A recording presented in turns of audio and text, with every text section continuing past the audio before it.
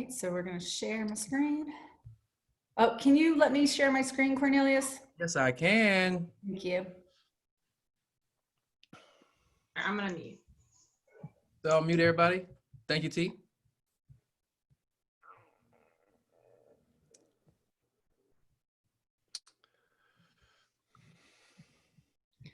Here we go.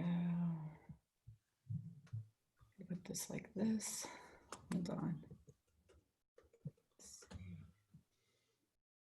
All right. Share. Oops. Here we go. Good. Here we are. Hold on one second. I gotta do that again. Give me 1 second. Share. All right, here we go.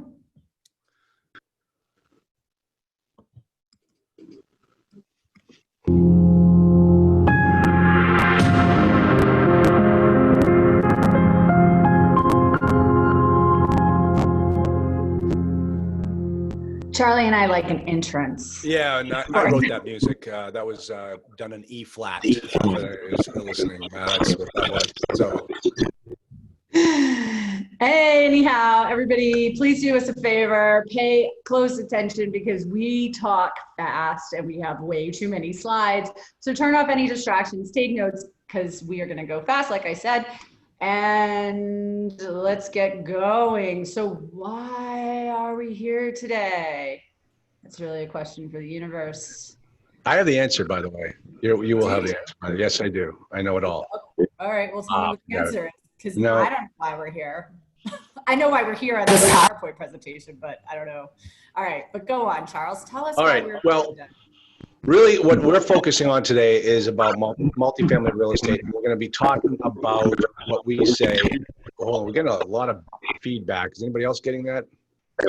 Cornelius, are you getting that? I am. I'm here as well. Yeah. Julian, I think it's your mic. Yeah, let me see. We got Jillian, myself. Okay, so we got 3. All right, there we go. Cornelius muted himself. Okay, so good. Let's try this. So basically, what we're focusing on today is our presentation is about multifamily real estate investing, but we're coming at it from a different perspective. I'm not here to teach you like how to find deals, how to determine what the cap rates are.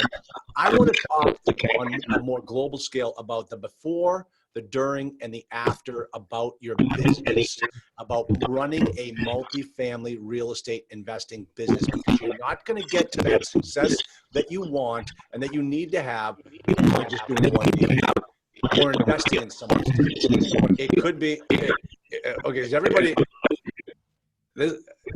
hold on a second. Jillian, are you hearing this too? No. Oh, really? It's just my camera, my phone? I'm not hearing anything. Sound is terrible. Omar says the same thing. Yeah, geez, what's going on with the sound? Oh, hold on here. Let me try, hold on. Let's try this.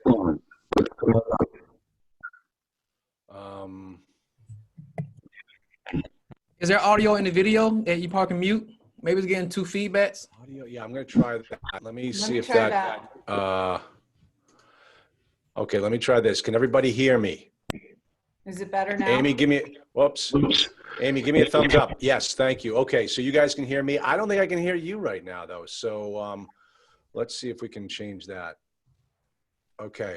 All right, so does this sound better? Okay, Amy's giving me the old Metza. All right, well. There's like a drag. I Not hear sure. Omar's saying not sure. Okay, I want to make sure we get this right, because this is the first time I've ever had this issue before. All right, so Jillian, advance that screen.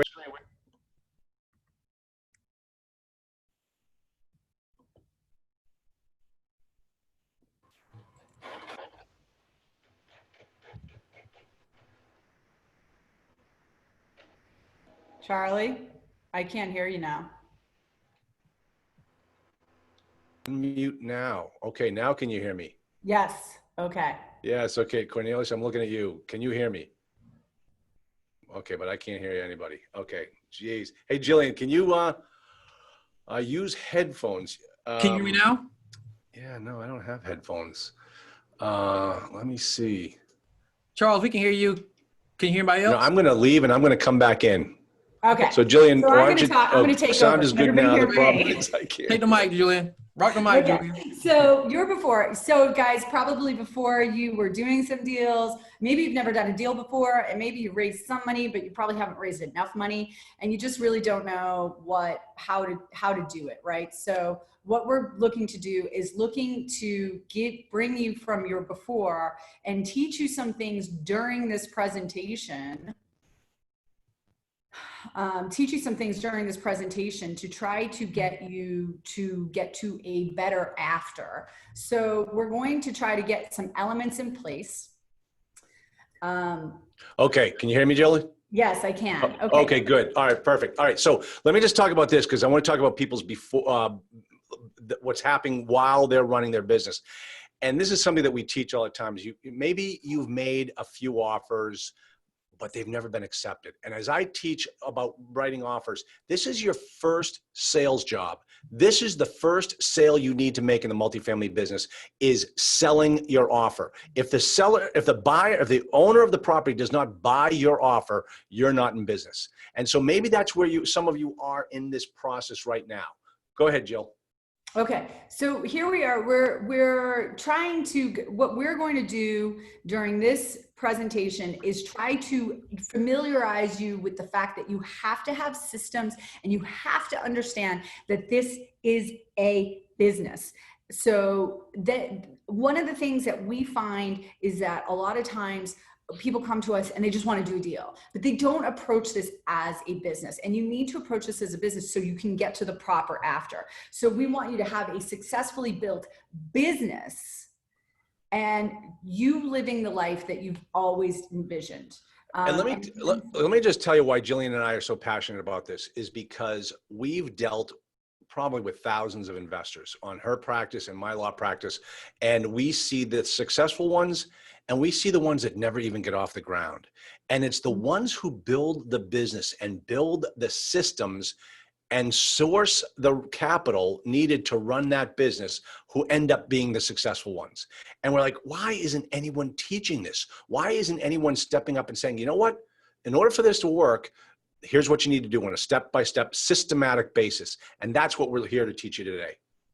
So we want you to come back to, when you are done with your before, during, and after of multifamily, after you get your first deal done or your 10th deal done, whatever it might be, we want you to be able to look back and how you got to where you are, and that you are so thankful that after today that you decided to make the commitment to change the current you and become more than a 10-year-old version of who you are today. Like that's the thing, you know, like I was looking at a picture of myself the other day that was like, you know, 10 years ago, and I look 10 years older. Do you want to just look 10 years older, or do you want to have something to show for it, right? Or do we just have a before and after that is really just you standing in the same place? And I looked at a picture of myself 40 years ago, and I haven't changed a bit. I've always looked this old. That's pretty much, you know, this is all you're going to get. But just remember, folks, this is a business, and this business is going to be your future. This is your legacy. That's the whole point. We're going to talk about our families and why we do what we do. But this is the thing. I tell the story about my father and Lenny Dobbins and John Dobbins. John Dobbins invested in real estate, left his kids millions. Lenny Dobbins gave a great life to his children, but when he passed away, New York Life sent us $50 checks every month until it ran out. It's about leaving that legacy. And hey, Jillian, what do you think is the shortest horror story ever? I love this slide. There was a man, the last man on earth, alone in a room, and there was a knock on the door. Oh my gosh, you're so no. Let me tell you, this threw me for a loop. Show this next slide, folks. I teach all over the country, and I was teaching one time, and I just had this thing come over me, and I said, how many people here hate Sunday night? And I thought I was coming up with a novel concept, a way of teaching people like why I made the change. And I saw people start to nod their heads. Like I was not the only person in the room who hated Sunday nights. And the reason why I hated Sunday nights was because tomorrow was Monday. and I was just going to go into my office. I owned the business, and I was just going to go in and get my head beaten again because it's Monday. And I said, I can't live this way. I just cannot continue to survive. And public service announcement here, folks. 85% of all fatal heart attacks happen on Monday morning. All right. That's why I always carry around my bottle of aspirin just to be on the safe side. And so, but just you remember, okay, now Jillian, go ahead and click for me here. But I had a life-changing event, and by the looks of some of you, you've had that exact same event occur, and by the looks of some of you, it hasn't quite happened yet. What happened to me was I turned 40. I turned 40, and I thought to myself, I can't do this for another 25 years. I will be absolutely miserable. I have to change what I'm doing because I'm going to end up looking like this guy on a beach somewhere, homeless. I mean, it was miserable. I mean, listen, I owned an insurance business. I had about 35 employees working for me. And there were some months when my lowest paid employee made more money than I did. I mean, you think, oh, this guy's an entrepreneur. He's doing so well. He owns this big company. Yeah, that's not the way it works all the time when you run a business. No, and Charlie, I don't think we all know that you're not alone. I mean, my own experience running a law firm, I remember many moons ago, I had to come out of pocket, out of my own savings to pay payroll. I didn't get paid at all. Yeah, exactly. Because it's a business that ebbed and flowed, as opposed to that required me to trade my time for money. And it wasn't until I started getting passive income or regular income from real estate investing that I realized, oh, there is a better way. So very similar. But you know, my story of my before even goes before the law firm business, where I really realized very hardcore why OPM was so important to not just the real estate business, but any business. I was in the music industry. And this is me guitar teching for my husband. And my husband used to hate it when I guitar teched for him, because I used to dress up like Tom Hanks from a Saturday Night Live skit where he was a roadie for Aerosmith. And I would act like a total goofball and drive my husband insane on something he was taking very seriously, and I didn't take it very seriously at all. But very seriously. Folks, okay, and let me just state, this is the picture on the right is Jillian. The picture on the left is not Jillian, nor is it her husband, okay? So no, that's Tom Hanks. It's a graphic. So, but here's the thing. What we did do is we started a record label, and I made the terrible mistake of financing this record label on my credit card. And I bought an RV off of eBay for $1,500. And when you buy an RV off of eBay for $1,500, what you see on the screen right now is how you spend most of your time. And so this is how I spent most of my time. And this is how I ended up, right? So look, the RV we bought literally looked just like the RV in Breaking Bad. And I was very much Walter White by the end of that tour, because I just couldn't take it anymore. I needed to get out. And that's actually how I got back into law school. I had dropped out of law school to do this record label, completely undercapitalized it to the point of complete failure. And then was like, I can't take this anymore. I can't take not having enough money anymore. There's got to be a better way. This cannot be how you run a business. And so I got my butt back into law school, thinking that law school was the solution, when really what was the solution was proper capitalization. And that's true, not just for the music business, but for any business, is that you have to have proper capitalization. Because in the real estate business, if you do not have money, then you start taking away opportunities. So you need to find money to invest in the proper opportunities. So that's why this is so important. So We've now set this foundation of why this is so important. And this is Dave Barker. This is one of Charlie's clients. Charlie, what he said about Charlie is amazing. I think it transcends a lot of us. Multifamily investing has changed my life in an amazing way, freed my family from the rat race, given us our own time back. And I cannot thank Charlie enough for his guidance. Charlie changed my life. Like, this is huge. And this is what multifamily has done for me and Charlie. It's what it's done for Dave. This is what we wanted to do for you. So really, now let's get into the meat and potatoes of this whole presentation. Now that we've built you up, we want you to be ready to change your life for the better. You're already convinced about multifamily. Otherwise, you wouldn't be spending your Saturday morning listening to me and Charlie talk about this. So let's. Well, maybe you might be listening to me. I mean, maybe a little, come on. You can't buy multifamily property without money, so you need both of us. Yeah, all right. I got you. Okay, so the before, all successful businesses run on two things: systems and money. So, Charlie, do you know what this building is here in the background? It looks like every condo down in on the beach in Florida. But what is it? It's the Jefferson's building. Remember the Jeffersons? That's George Jefferson's building. Moving on up. Yeah. All right. Wow. And then the perfect example, George Jefferson built a business and he was able to change his life by doing so. But let me tell you, we see this over and over again in our practices. The people who are successful are the ones who know how to run a business. The people who fail are the ones that just think this is a one-time off thing and they're done. Folks, this is the greatest business in the world to be in if you just do it the right way. And that's what our job is as attorneys, as teachers, is to make sure you do this business the right way. All right. Go ahead, Jillian. This is just proof of concept, right? So everybody, the one thing I will say about, I can give a negative spin on almost every type of real estate, but the one thing about multifamily is that people are always going to need a place to live. So that is the one thing you can take away from multifamily. I mean, right now, I see real estate entrepreneurs converting office buildings into multifamily space. People always need a place to live, period. Yeah, and at the end of this presentation, I'm going to show you some slides that I did from that presentation I did on Big Shifts Ahead that will really bring it home for you so you understand why multifamily now.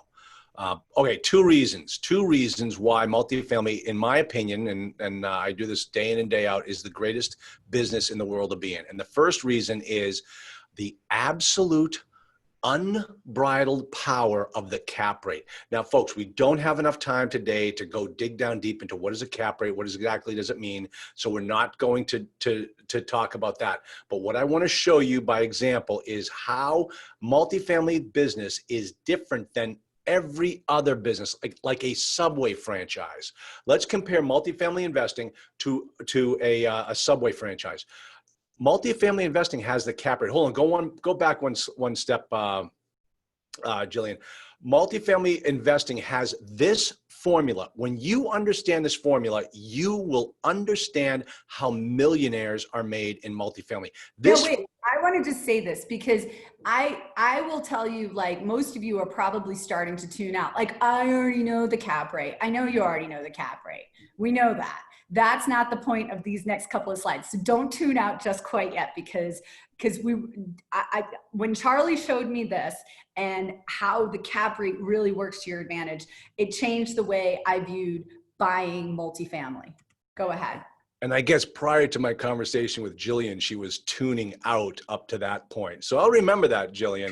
I'll remember that. But nobody tunes out when I teach. But anyway, if you understand this formula, you understand everything about multifamily. And let me show you exactly what I mean. Take a look at this. If you purchased a 10 cap property, that's that 10% right there. If the property is 10%, that's not a really good property. That's kind of a war zone, a tough property. But if you increase the net operating income of that property by $1, you've increased your family's net worth by 10. Now, if you decide, hey, I want to buy nicer properties, I want to buy 6 cap properties. Well, when you buy a 6 cap property and you increase the net operating income by $1, go ahead, Jillian, keep it moving. when you do that, your personal net worth has increased by $16.67.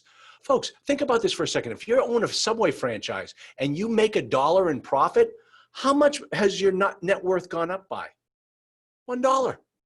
But in multifamily, you increase your profit by $1. You can walk into any bank and say, I'm worth $16.67 because of this multifamily property. Lend me more money. And then if you buy a this is why Class A properties, which are more like 4 caps, this is why Class A properties are in such demand, because if you increase the net operating income, if you ask those rich tenants to pay $1 more in rent, you've increased your family's net worth by $25. That is the power of the cap rate. And Amy, if I'm talking too fast for you, tough luck. You asked for it. All right.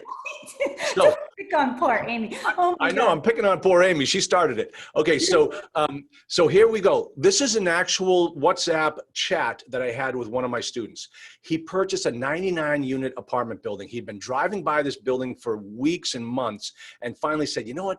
The owner of this property is just letting this thing run down, and this is a gold mine. I want to buy it. Found the bank, got involved, and he bought this property. And on the first week that he owned it, he renovated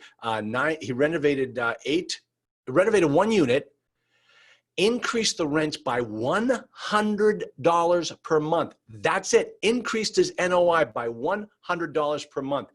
Let me show you what happened to him. And this is a formula. This is what the banks lend on. These are real numbers. He can increase the rents by $100. He's got 99 units over a 12-month period. He purchased the property at a 6.5 cap. It's probably going to go down because he's brought a lot more value to it. How much did his family's net worth increase by because of asking somebody to pay $100 more? He's now $1.8 million richer. So let me ask you one question. Go ahead, Jillian. Hit it. I'm going. All right, folks, how many single family properties do you have to fix and flip to increase your net worth by $1.8 million? He didn't have to do any. He just asked his tenants, by giving them more value, by renovating the units. He did renovate the units, cost him about $4,000 per unit. He increased his family's net worth by $1.8 million. He can walk into a bank and drop that trailing 12 financial statement on the banker's desk and say, lend me on this. And now the second reason why multifamily is the greatest business in the world to be in is because you make money 5 ways in multifamily. Folks, Subway franchise, how many ways do you make money? 1. Multifamily, first one is cash flow or profit. You're making money every month because you purchased the property the right way and you're turning a profit. I'll tell you right now, it doesn't always happen. I go down deep in how I screwed up on many of my properties where we didn't buy it the right way and we didn't make a profit every single month. The second way you make money in multifamily is the appreciation. I just showed it to you. That's called driving the NOI. When you drive that NOI higher, that's how you make money. Now, that type of money you don't realize every single month. That type of money you realize when you sell the property. Now, the other one is mortgage pay down. This is why I'm not a fan of interest-only loans. They have their time and their place, but the beautiful thing about multifamily is you can have those 100 people paying off your note to the bank every single month, even if you don't make a profit that month. As long as you pay that bank and you're amortizing that debt, you're making some money. Now, the fourth way that you make money in this business is the one that I teach to all my students, and I hope that everybody understands this. And when you get in this business, you're going to make your money this way too. And this is the property management. This is how you always get paid. Every time $1 of rent comes in, a nickel comes out and goes into your pocket. And you do that over and over again. This is how you're able to quit your job. This is how you're able to put your kids through college. This is how you're able to pay your mortgage every single month, is this. All these other ways are gravy. Many of these other ways are the ones that make you millionaires. Number 4 pays you the income. And then number 5, and this is where Jillian's going to pick it up, is the acquisition or even the disposition fee. If you syndicate your deal, if you're the one that puts that whole deal together, it takes a lot of work. You should be compensated for that.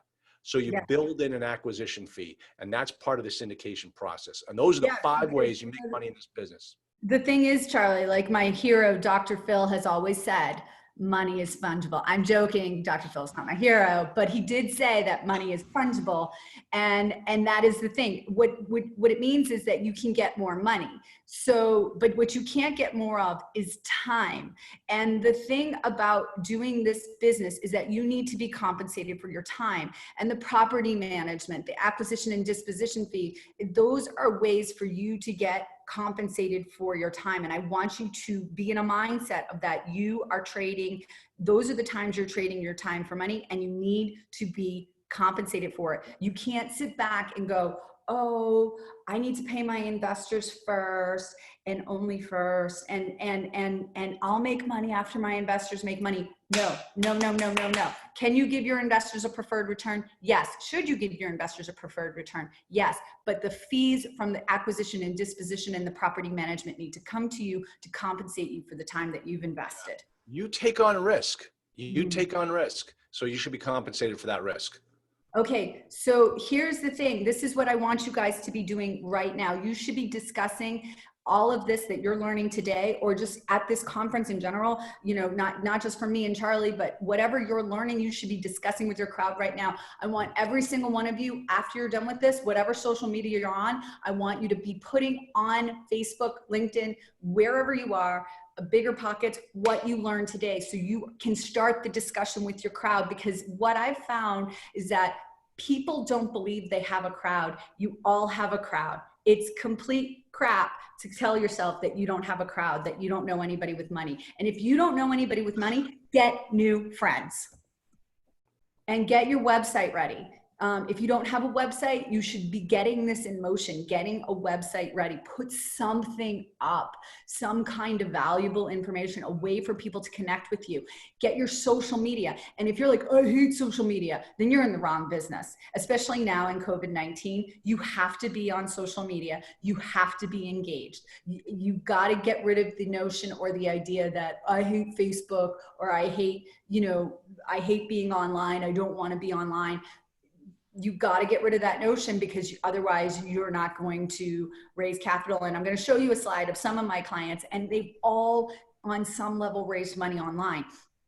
Now, the thing is, as you're developing these assets, your website's an asset, your social media is an asset, you need to develop your own story. What is your story? You know Charlie's story, you know my story, and we're going to tell you a little more of our story towards the end here. But what is your story? Why did you get into multifamily? Why do you want your investors to be in multifamily with you? Come up with your story, and then come up with your plan. Investors can't invest unless you have a plan. So these are the things you should be working on right now. I know I'm not giving you a lot of details on how to do this, but we only have an hour, and I'm already behind schedule. So we're going to keep moving ahead.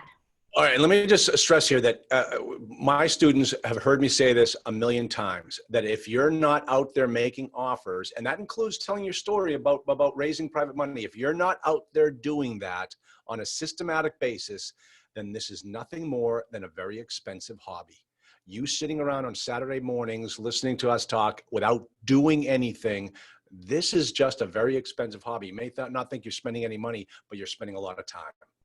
Right. Right. So you want to start adding value right now. Start telling people exactly, you know, why they should invest in multifamily. Steal pieces of this. If you find a statistic in this presentation that you find endearing or, you know, helpful, you steal it, take it. Take it. We stole it from somewhere, so you should steal from us. Take it and put it out there. Say what you found today, what you learned today, what you know today, and use that to foster discussion amongst your crowd on social media or in other places, or ask people. Here's the thing. What people love to do on social media, I don't know if you guys have noticed this. People love to give their opinion. I know, crazy, right? So people love to give opinions on everything. Give them something that they actually want to give an opinion about, or that fosters a helpful, healthy discussion. So, you know, ask people, what do you think about the multifamily business? What do you think? You know, one thing I see single family flippers do, and you can do this in multifamily as well, is that they love to ask people, you know, do you think I should use this flooring or this flooring in my next flip? And people jump on top of that stuff. So get on top of that, do that. Okay, number 2, start participating. You know, those Zoom calls, those Zoom happy hours that everybody's been having since COVID-19 started as a way to stay connected, you need to participate in those. As much as you may not want to, get that out of your head and start participating. Just show up, just listen for the time being. You don't have to actually say anything. But I will tell you right now, at the beginning of COVID-19, I participated in a happy hour every single night. And most of the time they were not focused on real estate at all, but I will tell you, at some point in time somebody started talking about real estate, and you just don't know who you're going to meet in these situations. So right now, that's the only way we can participate. If we weren't in, lockdown coronavirus where we can't go anywhere type situation, I would have other suggestions on how to participate, but right now that's the way we participate. So find these events where you can actively participate and network with people online. And start doing that. Just make friends. All you're doing is trying to make friends. Number 3, educate. Start writing blogs, making videos, hosting your own webinars on topics that you know something about, whether it's a market, whether it's multifamily specifically, whether it's real estate, whether it's how to do your taxes better, whatever you know something about that connects to an investor, start educating those investors, because this is how they're going to get to know, like, and trust you. And if you don't do this, you don't build that up. Number 4, get a partner. Maybe, finding properties and going out to raise money is a bit daunting, overwhelming. Then find a partner to help you raise that capital, and divide and conquer the duties and tasks that have to do with doing a multifamily business. And finally, infiltrate. And this is probably the best tip, is infiltrate professional organizations that are outside of real estate: doctors, lawyers, engineers, people who are not going to quit their job to start investing real estate full time. Because here's the thing, most professionals will not take the plunge. They will not quit their jobs to start multifamily investing, to start investing. They really just want to write a check. And I could tell you story after story after story of a professional who's like, I don't have time to spend on Saturday morning. I have to have my weekend to recharge. I don't have time to learn about the real estate industry. I don't have time to bird dog properties. I don't have time to make offers. I just want to write a check. The reality is that these investors need you even more than you need them, because all money is green, but not all investors are created equal. And your opportunities are not exactly created equal against other opportunities. So remember, these professionals, these investors, these potential people with lots of money need you more than you need them, period. And keep that in mind. And the other thing is too, I want to say about that is people are losing faith in the stock market, especially now. That is not something they can control. They can't call, Elon Musk up on the phone and say, hey, how's my Tesla stock doing? Are you really going to reach 2,000, or are you going to plummet down to $1,000 again? Whatever it might be. So you really need to understand that people are losing faith in the stock market, and they need opportunities like yours, because they're not going to do it themselves. So look, the thing I want you guys to remember is there's only 2 types of people in this world. Only 2. Those people who are in real estate and those people who want to be in real estate. And that's it. There's no other people. So you just have to find those people and get them to invest in your deal. Mm-hmm. Yep. This is a client of mine, Kevin. And he called me once after seeing a speech that was very similar to this, and I talked about how to raise capital and why you needed capital and blah, blah, blah. And he called me a week or 2 later and said, hey, I'd like to do a fund. And we did a $2 million fund. And so we did the fund, and he went out and did his thing. And then he called me about 9 months later and said, hey, I need a new fund. And I said, the tone he gave me led me to say, why? What happened to your other fund? And his answer was, nothing. I sold out of it. I need another fund. I said, you sold out of it? It was $2 million. This is the first time you've ever raised capital, and we're only 9 months in. How did you do it? And he said, well, it was just like you said it would be. I went out, I educated, I created a website, I put some blog posts up. He actually does private lending, but he's a guy who went to one talk, took my direction, put some information out there, started educating his investors, started networking with his investors, really had one blog that pulled a ton of people in, and now he's on his 4th fund. So, and runs one of the biggest hard money lending outfits in Colorado. So, you know, you really can do this. Every single one of you can do this. You just have to get out there and start networking, educating, getting people to know, like, and trust you. But that's not all you need to do. There's a before, there's a during, and there's an after to raising capital. And if you do not take care of your investors after you've raised capital, they're never going to invest with you again. And they're going to tell all your friends, their friends, not to invest with you. So you really want to make sure you take care of your investors. And this transcends sending them a check every month. You want to cultivate that relationship. Think of the, you know, it's Charlie, you say insurance and that you were insurance. Let me guess, you used to have to call clients all the time just to check in on them. Oh. I was so bad at it. I hated it, but I wasn't passionate about in the insurance business. I mean, I talk to my clients all the time in multifamily because I just love the conversations. But it's not just the conversations. If you put a system in place of communicating and you set the expectations of your investors of when to hear that communication from you, you will make your life so much easier. So it's all about A, setting expectations, and B, putting the systems in place to get to rise to those expectations. Let me just tell you about one of my most successful clients. He started with me. He had 0 units. He now has over 6,000 units. And his first deal, 36 units, it was things went wrong with the investment, okay? But he never once stopped communicating with his investors. And now he has 6,000 units. Now he doesn't raise a dime. People come to him and say, hey, I've got money. Can you invest it for me? Can we go into another deal together? That's how he has built his business. And he never once let up from anything that you were just talking about, Jillian. He did it always the right way. Yeah, no, absolutely. So now we want to kind of get into who we are and why we're so like charged up and energized about this. So this is my family. This is an older picture of us. My baby there on my lap is now 5, and he was. This was the trip. This was a trip from Cuba, right, Jillian? Right. To Miami. Yes. Yes. So no, but you know, I love this picture, and I remember on this, you know, back then, I used to tell my children that you needed to work really hard in school and you needed to figure out how to pay for college and that you were gonna go to college.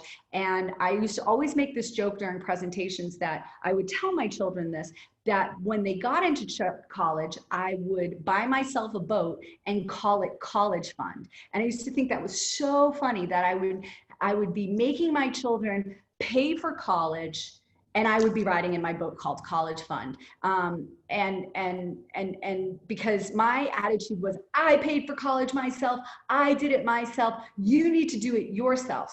But if I really think back on my college experience, it was pretty friggin' miserable. Like, I didn't go to parties. Not that I want my children to be going to tons of parties or anything like that, but I really didn't have much of a social life in college. I worked constantly. I had to manage getting really good grades and working 2 jobs and making that happen. And it didn't change in law school. It was the same thing in law school, to the point where I just wore myself out. Why would I want that for my children? Charles? Because you love them? Or no? Okay, that wasn't a question. That was a hypothetical. Okay, so here's my family. I love this picture, and we're gonna pick it up. If you think you haven't been following yet, we're gonna pick it up even faster in just a moment. Okay, so this is my crowd. See the big guy just graduating from high school. All right, and then off to NYU. And look at the little guy next to me. Get a load of that face, because here it is 4 years later. Now it's his turn. This guy, the big guy, has graduated from NYU, the most expensive college in the world. Can you imagine the size of the boat I could have had if I didn't have to pay for that? And then this guy's off to George Mason. So this is These are the reasons why we do what we do. I want to leave a legacy for my kids, and I can when I have a business that I can pass down. So, and I know what it's like to own hundreds of apartments. Not only do I teach people and have helped people through so many transactions, but I've owned them myself. These are pictures of all the properties that I've owned in the past and present. And Jillian, here are your clients. I mean, some of you guys are going to recognize Jillian's clients. I'm not going to talk about, you probably recognize some of these faces. And probably my biggest client is a guy named Grant Cardone, who buys Class A apartment buildings. That's what he does. But the thing is, what I want to emphasize is that you guys are no different than any of these people. They all started out the same way, and they all follow the techniques that Charlie and I are talking about today. The 5 ways to raise capital, Grant Cardone's the master of that. Right? Grant Cardone has, he has raised from unaccredited investors alone, $100 million through the Reg A funds that we built for him. Prior and after that, he raised money, like hundreds of millions of dollars from accredited investors. And it's all through education-based marketing. Now, he does actual marketing too, where he says, earn, a preferred return on your money. And he does actual advertising, but that was all after the fact. He built up a cadre of investors who knew, liked, and trusted him because he did constant education, constant networking, constant putting himself out there and connecting with people and building up. And guess what Grant Cardone has that you don't see? Amazing systems. He has incredible back office. I never talk to Grant Cardone. As a matter of fact, when my cell phone rings and I see Grant Cardone come up on the phone, I don't want to answer the call because it's just him, going, Jillian, what can we do about this? I hear from his people, and that's who I want to hear from because he has incredible back-end systems. And I know we're making the wheels turning, and we're moving things in place. We're moving things forward and reporting to his investors and he has those systems in place. He has in-house counsel. He is a CFO. He is a operations manager. He has me on the outside, and he has a database that works like clockwork. So do you have those systems in place, and have you established them? Now, do you need a system like Grant Cardone has with, tons of employees? No, you need a good database, you need a calendar, and you need to put that system in place, and you need to have a schedule of education and networking set out for you. That's what all of these people do. They've raised $4 billion. Well, not all my clients have raised $4 billion, but let me tell you, most of my clients aren't those people on the screen. They're people just like you, starting off, going out to raise their first $1 million, $2 million, $5 million. The thing is, guys, you need to know that winter is coming. And there's going to be a lot of multifamily owners with their pants down. Charlie, no comments. No. But let me just tell you something. People might look at this as being a negative. This is a positive. Remember, I've been through this before. I've been through 3 cycles right now, as you all know how old I am. But this cycle that we're in right now, I see as a huge opportunity because this is entirely different than other cycles that we've been in before. Right now, the multifamily business is very strong. Granted, we're going through this COVID thing, but the demand for our product has never been this strong, and the supply is very short. And I'm going to show you more right at the very end, but let's go here. Okay, this is Jillian. Everybody needs to take a deep breath. Yeah, you have to take a deep breath because now is the point where we've talked really, really fast. Mm-hmm. We've given you a bunch of bullet points really, really fast. And now I want you to take a deep breath because you need to be ready. Because if you're not ready, you're going to miss it because it's going to be like this. Yep. Missed it last time. I was on the wrong side of it last time. I'm not going to be on the wrong side of it this time.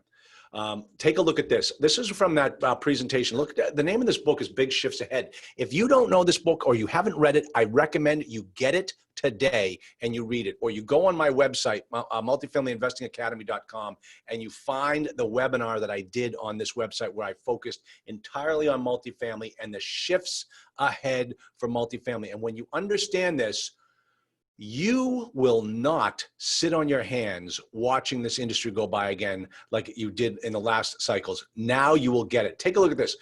Let me just move my slide here so I can see this.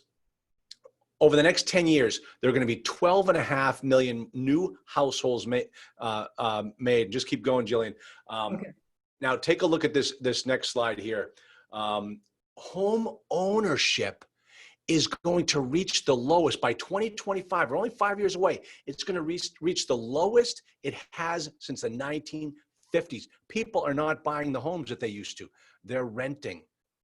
Look at this. When people rent and they move out of an apartment, they don't move into a house. For the first time ever, more people are moving out of apartments to move into other apartments. And look at this number. This one killed me.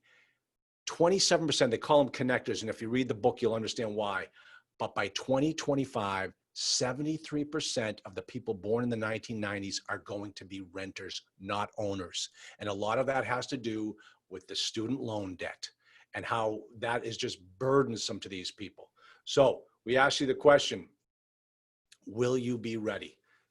Keep it moving. And that's why we call this multifamily war room, because you have to get your war room ready. You got to start being tactical, strategic, have your plan, have your systems in place. Start today. Don't wait for us. Don't wait for something. Don't wait for money. Start today. Start time. Making posts, making offers, going out there and just start making offers. Just start making offers. Just to get practiced in how to make an offer. Really? Oh, this is my favorite part of the presentation. Okay, right. Jillian loves this. Now, folks, I teach about Daddy Warbucks all the time. All right, now I'm going to go very quickly through this. This is powerful, but this will make you understand why now is the time for you to get involved, because you are looking for Daddy Warbucks. He is out there. He has been in this business for years. He's a nice old man, but let me just tell you something. You have known this guy all your life. Just think about it. You've seen him walking on the street. You know who he is. But when I'm done, you thought he was a nice old man. When I'm done, you're going to hate Daddy Warbucks. And let me explain why. Keep it rolling, Jillian, because I can go through this very, very quickly. So he's been a successful business owner for the last 35 years. Okay? 30 years ago, he came to one of my seminars. And I know a lot of you are thinking like, wow, Charlie, you're really that old? Yes, I'm that old. 20 years ago, he purchased a 40-unit property. Folks, the first deal I ever did was 40 units. And it was like buying it from a Daddy Warbucks type of person. They're out there. You have to find them. By the time, 20 years ago, now he's debt-free. He's paid off the note, and he's looking to cash out. Okay, he wants out of this business because his third wife is sick and tired of collecting the rents, and he wants to leave $1 million to little Johnny. Does anyone know who little Johnny is? Y'all think it's his grandson? That's actually his son. Just kidding. Look at John Liberati. He's still trying to do the math in his head. I'll get you there. So what does he do? Remember, this is all about that formula, the power of the cap rate. He sits down with the broker to get the value of his property. The broker, because the broker's in the business, knows the cap rate, and he asked Daddy Warbucks one question. What's the NOI? What's the net operating income? Because that's all the broker needs to tell Daddy Warbucks what the value of the property is. So Daddy Warbucks says the NOI is $100,000. Keep it going, Jillian. You can't keep up with me. It's $100,000. The cap rate's 10%. Folks, based upon the formula, what's the asking price going to be? Look at Amy Tiemann said $1 million. I can't hear you, but I can read your lips. I didn't appreciate what you said earlier. Okay, so it's $1 million. Yeah, very funny. $1 million. But here's the thing. They don't call him Daddy Warbucks for nothing, because $1 million is not enough. Remember what we said. He wants to be able to leave little Johnny $1 million. He's got to take out his sales fees and everything else, pay off a little bit of debt. So he's got to increase his NOI as fast as he can. And this is how Daddy Warbucks does it. He goes out and he increases his income by 10%. Hold on, Jillian, hold it right there. Increases income by 10% in the next 3 months. How does he do it? How does he do it? He rents to sex offenders. Oh my gosh, he rents to sex offenders. All of a sudden, guess who sex offenders talk to? Other sex offenders. And all of a sudden, overnight, he's got his whole place loaded up. Then he goes and he reduces his expenses by 10% in the next 3 months. How does he do that? Very simple. He doesn't pay his bills. He reports his accounting on a cash basis. And now overnight, his net operating income has increased by 20%. So let's calculate his new valuation in 3 months. Okay. In 3 months, let's calculate his new valuation. That property, by the power of the cap rate, has just increased in value by $200,000. He can now sell that property to you for $1.2 million. Is this a good business you're buying from him? No, it's laden with debt because he hasn't paid his bills, and he's loaded it with bad tenants, bad customers. Folks, where am I going, Jillian? What? Oh, There we go, right here. She increased it by $200,000. This is what you have to look out for in this business, all right? This is what we teach. We want you to learn the right way to buy apartments. We want to show you the systems that you need to have in place so this doesn't happen to you. You want to find the Daddy Warbuckses, but you don't want to get screwed by the Daddy Warbuckses. And here's why. Remember what I said. It's all about leaving a legacy. That $200,000 increase goes to little Johnny. And whose pocket does it come out of? Your kids, my kids, are paying little Johnny $200,000 because Daddy Warbucks screwed me over at the closing table. So folks, don't be that way. This is a phenomenal business, but you can make mistakes. We protect our clients every step of the way. That's our job as lawyers, is to make sure you're doing this correctly. So Jillian, this is what it's all about, is leaving a legacy.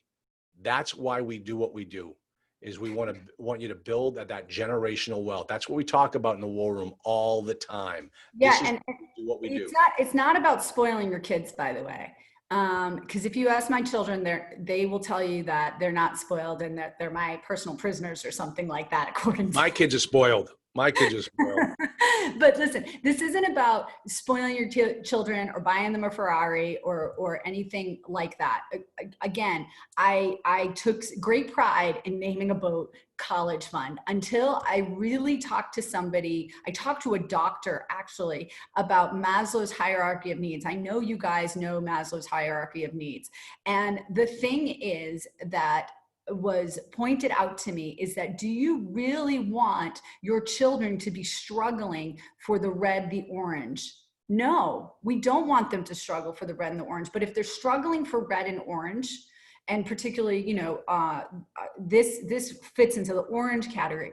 If they're struggling for orange, they can never move up to yellow, green, and they'll never make it to blue. So the thing is what we're really trying to do is give a sense of security on Maslow's hierarchy of needs for your children, for yourself, so that you can find love and belonging, esteem, and self-actualization through your own needs being taken care of. So your needs get taken care of, your children's needs get taken care of, so we can all get to the top of the pyramid on this, the top of the triangle.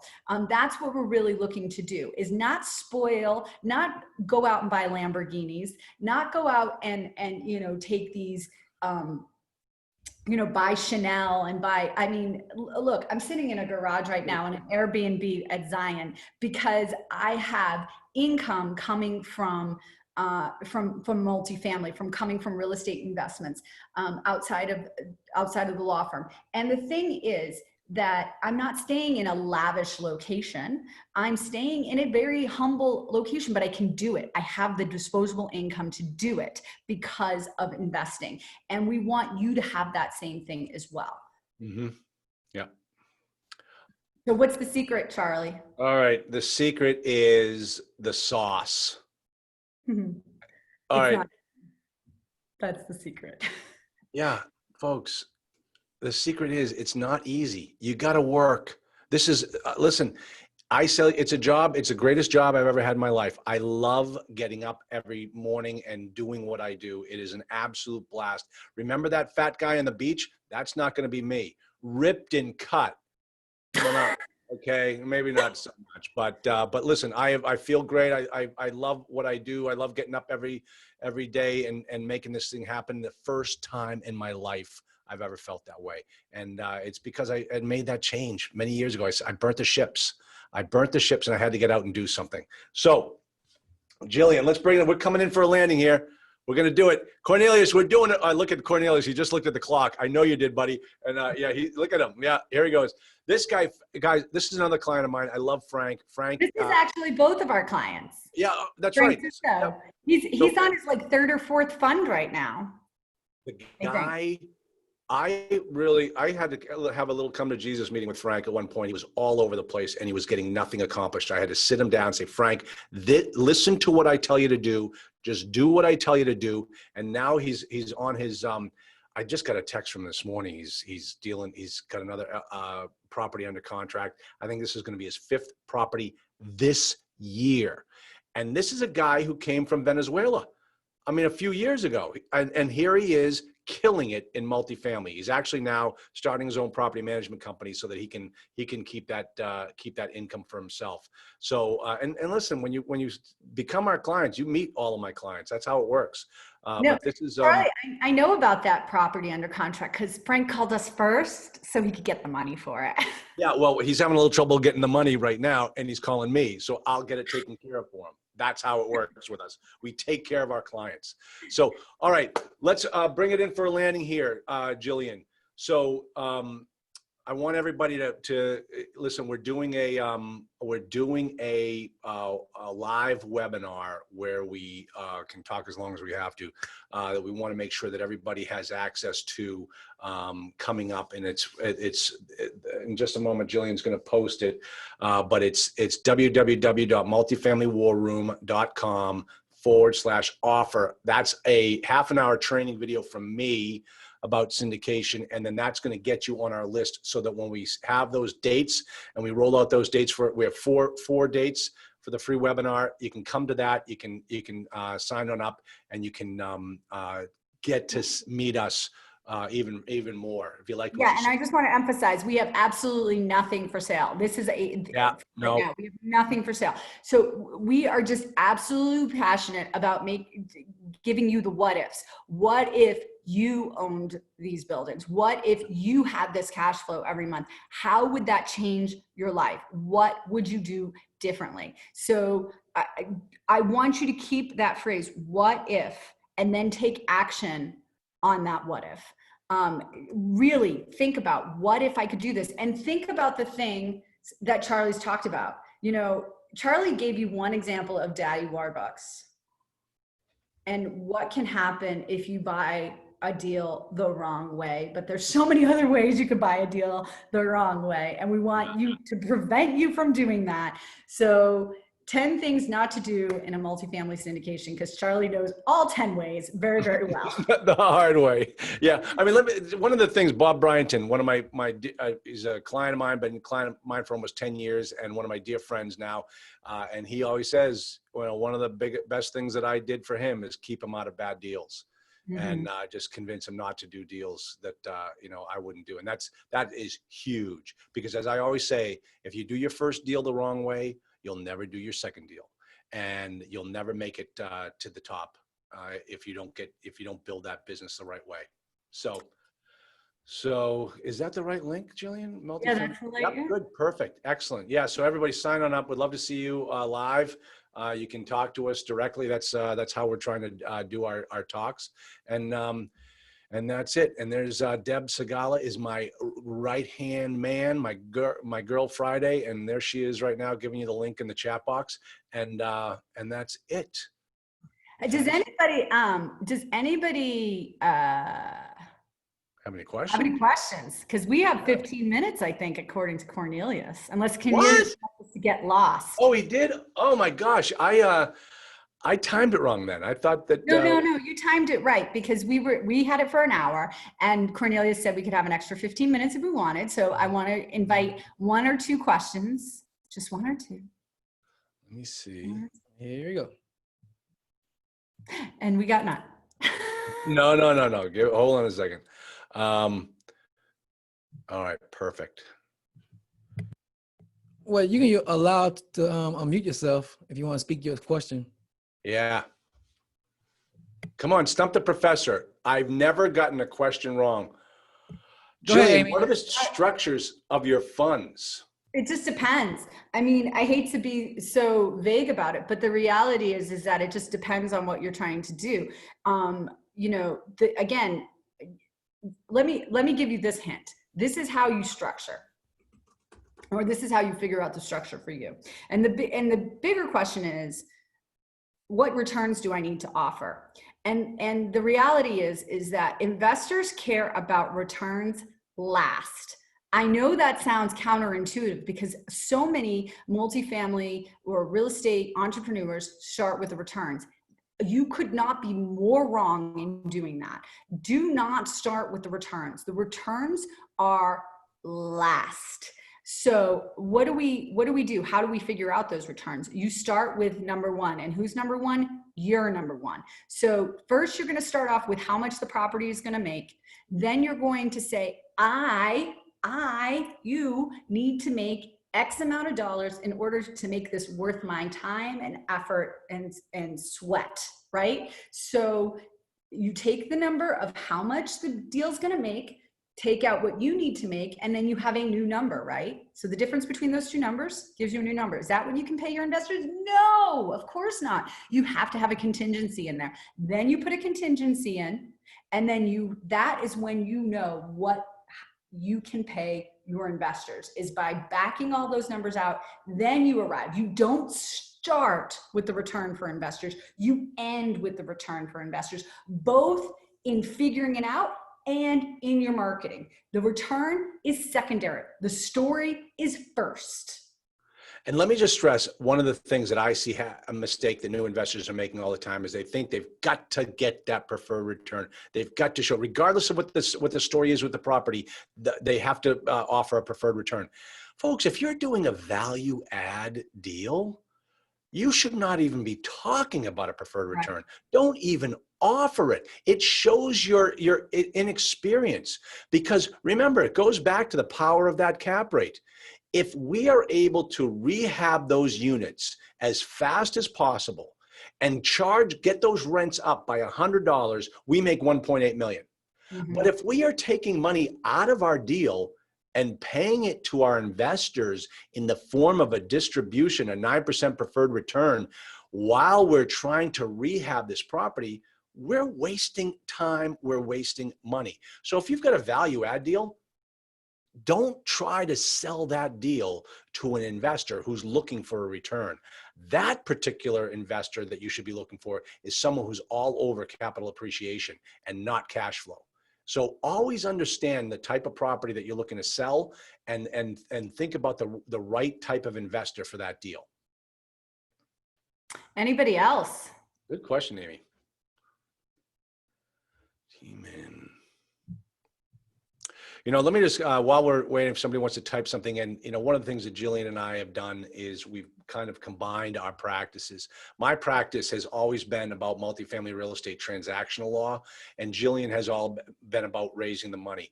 And we've been friends for so long now, and we finally said, you know what? We see the same mistakes being made over and over again by new investors.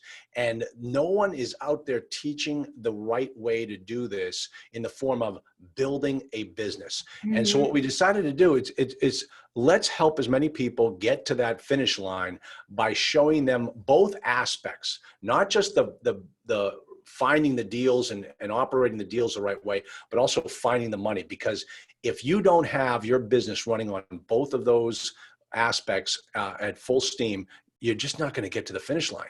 And we see it all the time. Mm-hmm. So, yeah. Yeah, no, I mean, like, I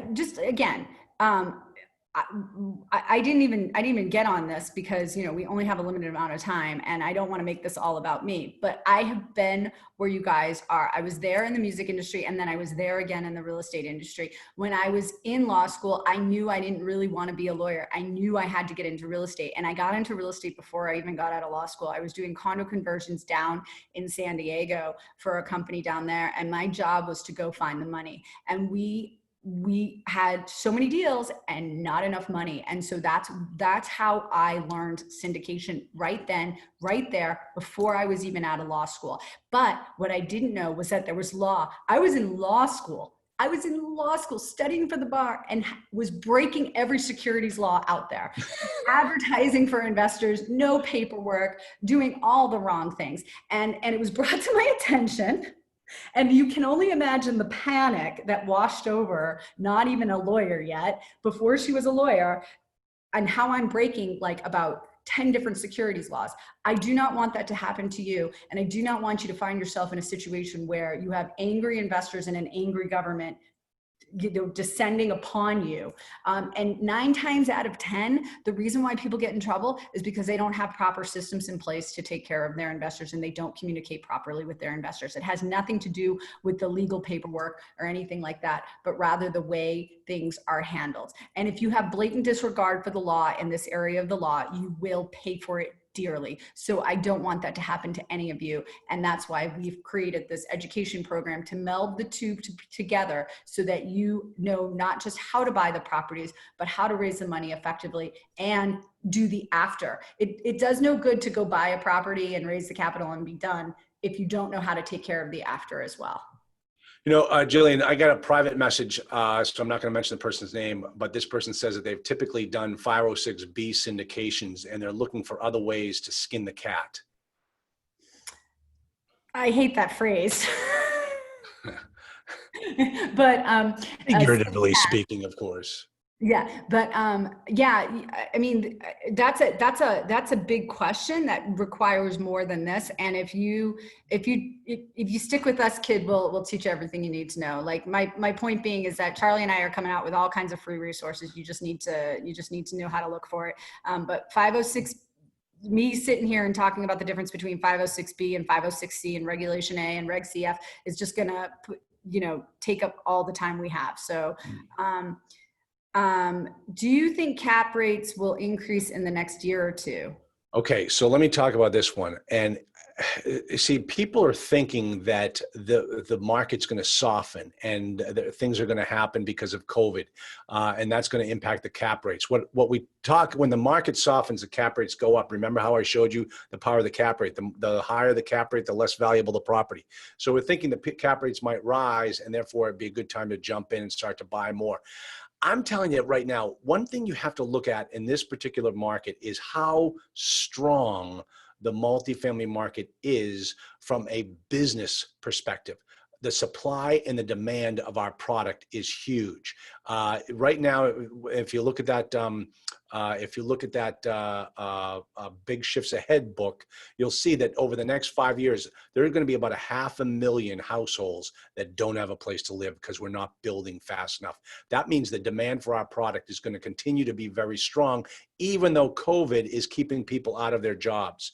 All right. So COVID, hopefully it's going to be a 12-year, burp. And then we're going to go right back to where we were with the strength of this multifamily market. So I honestly don't think that the cap rates are going to increase and the market's going to soften all that much, because there is going to continue to be such demand for the products, and the supply, the barrier to entry in our business from the supply side is still going to be very huge. Right now, folks, I'm here in Southern New Hampshire. I have a place down in Massachusetts. I'm at my studio up here in New Hampshire. I think Southern New Hampshire is incredibly strong as a marketplace. As soon as I hang up here, I'm meeting my partner up a couple towns north, and we're looking at buying a 40-acre plot of land and building workforce housing on that property because there just isn't enough enough supply. I mean, we've looked at and picked over all the multifamily opportunities on the Massachusetts-New Hampshire border, and they just don't exist. We've got to go out and create those opportunities. So that's where I think the demand is so strong. I'm going out to build, and that's going to, catapult me over the next 10 years is developing multifamily assets. So Charlie, we go have ahead. one more question, but before I answer that one more question, I just want to point out that you've just revealed you're cheating on me with another partner. Yeah. This one is, he's, Yeah. I am. I am. Cornelius, sorry, Jillian. Sorry. He's not as good looking as me, right? No, God, no. Oh, God. Listen, all right.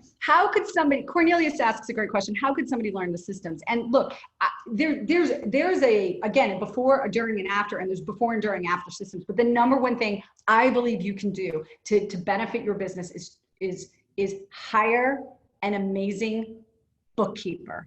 Everything transcends from the bookkeeper. So, and that should probably not be you. So you need to hire a killer, very trustworthy bookkeeper. To me, that's the number one thing you can do to get your systems rolling. That question though is so, this is what we talk about for hours in our training, is how to set up these systems, what systems you need. And we take it from, like Jillian did, from the business aspect of it, all the way to the syndication aspect, all the way to the marketing of your business, to the finding the properties. It's all about systems. That's it. Folks, I've owned an insurance business. The only way we could keep that thing running was we had to implement systems so that every single thing was done the exact same way. And that's what successful businesses are all about: the capital and the systems. And this is what you have to do. We're sidestepping this conversation because again, this question a little bit, because there is a before, there's a during, and there's an after, and we only have an hour worth of time here. So we just want you to have ingrained in your head that you need a system. Because to me, that was the first thing I learned when I started business was I read that book, E-Myth, right? If any of you have read E-Myth, that's the whole thing. You need to have a system. But do you know how hard that is to learn and conceptualize? You have to hear that over and over and over again to understand that is the case. So I did not realize that my first training in business was probably the best training and memorialized in E-Myth Revisited is my 3 years working at McDonald's in high school. Yeah. You can get a 16-year-old kid to work systems and run your business. That's the key. So what's the best way to contact us? Literally just go download that thing, multifamilywarroom.com/offer. You have to put your email address in. So we'll grab your email address and we'll send you guys out an email telling you how to get in touch with us. Again, we don't have anything for sale on this website. It's literally just so you can get some free things. And if we have future webinars and content and stuff like that, because we do have a free webinar coming up, we'll let you know about it, but we will not abuse you. Like the others do. Yeah. Yeah. No, we're going to take good care of you. Yes. I just want to nurture you. We will pat your head. Yes. Cornelius, I'm done. All right, outstanding, man. That was amazing. Thank you so much. Thank you, Charlie, Jillian. Thank you so much for the thing. Our pleasure. That was fun. That was super fun. Well, awesome, guys. Have a great rest of the day, everyone. And we hope to hear from all of you. Yeah. We'll see you all in the war room. Bye. All right, cool. See you guys. All right. Bye-bye. How's everybody doing? Everybody still look thumbs up, thumbs up, thumbs up. All right, one more round before the break happen, okay? Okay, we got our next speaker has decades of experience in commercial and investment banking, private equity, and commercial real estate. He is a co-founder of Peak Multifamily Funding, a boutique financial intermediate that focuses strictly on finding the best financial for your multifamily properties, whether it is a new acquisition or a refinance, closing over $5 billion worth in transaction. Here to talk about the secrets of funding a multifamily property. Please welcome